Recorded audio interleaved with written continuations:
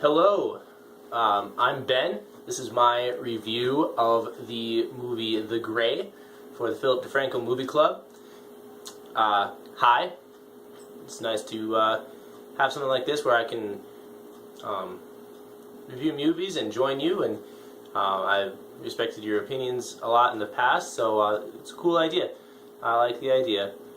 This is my first review for the Philip DeFranco Movie Club, and actually I filmed a review for SourceFed of this movie. You guys watched the same movie this week, but YouTube won't let me use the same video as a video response for both, so oh well. Here's my my alternate review of The Gray, starring Liam Neeson. Basic premise is Liam Neeson's character, I believe his name is John, he's kind of depressed. His wife or significant other has passed away. He's a bit suicidal. And he's flying back from an oil rig in Alaska with a bunch of his other people that worked on the rig, and their plane crashes in the middle of nowhere, and it is freezing. Once they crash, you find a few survivors. There's 7 survivors altogether, and they set about trying to survive again, now against the elements and a pack of wolves.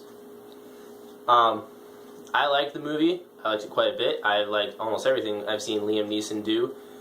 I thought his character was written a little bit harshly, a little too macho. I mean, it seems like he's really an emotional guy. Not Liam Neeson, John, the character, and that he's he doesn't know really if he wants to live or not, but he's fighting for life. He's afraid.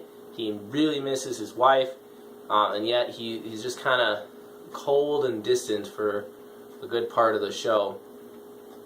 Other than that, I thought the acting was superb by everyone. Very moving. Very good performances. I really enjoyed watching each of the actors. The movie really brought you in and made you feel what they were going through. And it wasn't all depressing and difficult. Most of it was, but they had plenty of times where they were laughing around a campfire or just doing crazy stuff. Really sucked me into the movie to be emotionally connected and just kind of feeling like I could be living there, surviving there with them. The scene when I forgot his name. The makeshift rope bridge they've made across the chasm breaks.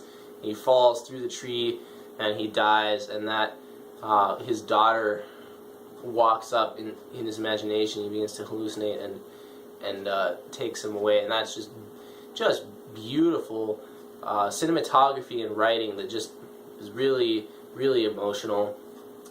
I would give the movie a 4 stars out of 5. I don't usually like this kind of man versus the odds, man versus the wild kind of movie.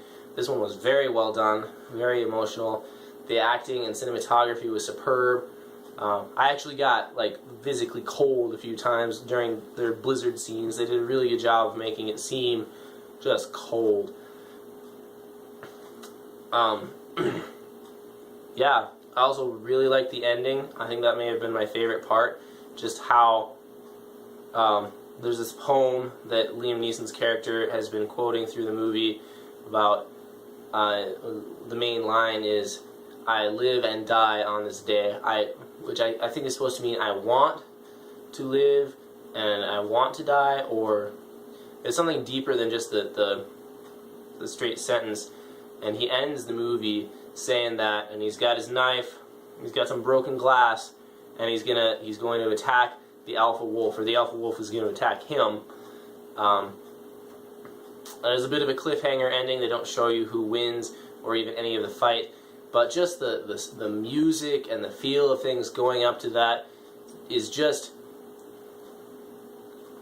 I don't really think of death as beautiful, but were it beautiful, this would be what a beautiful death would look like. That he was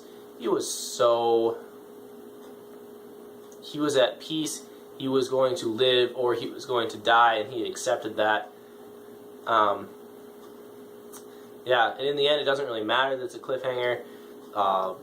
Everyone dies. I mean, he was soaking wet, already getting hypothermia. His hands were shaking. He doesn't have his coat anymore because it's soaked. His lighter probably doesn't work, and he's surrounded by these wolves, and that's the end. But it was so beautifully done. I almost didn't feel sad at the end, like I did earlier when other characters had died. Just great cinematography, great storytelling through that part. Yeah, I said I'd give it a 4 out of 5. I'm probably not going to buy it, but I would watch it again if somebody wanted to watch it with me. It's not a fun movie, but it makes you think. It's a good movie. It's very emotionally compelling, and I enjoyed it. So yeah, looking forward to the review. And big thanks to all the editors who go through all these videos and put things together. I know you guys don't get nearly as much FaceTime as the hosts do, but I'm thankful for you, and kind of a tech guy myself. I'm really glad you guys are there doing it. Glad to join you guys, and I look forward to the next show.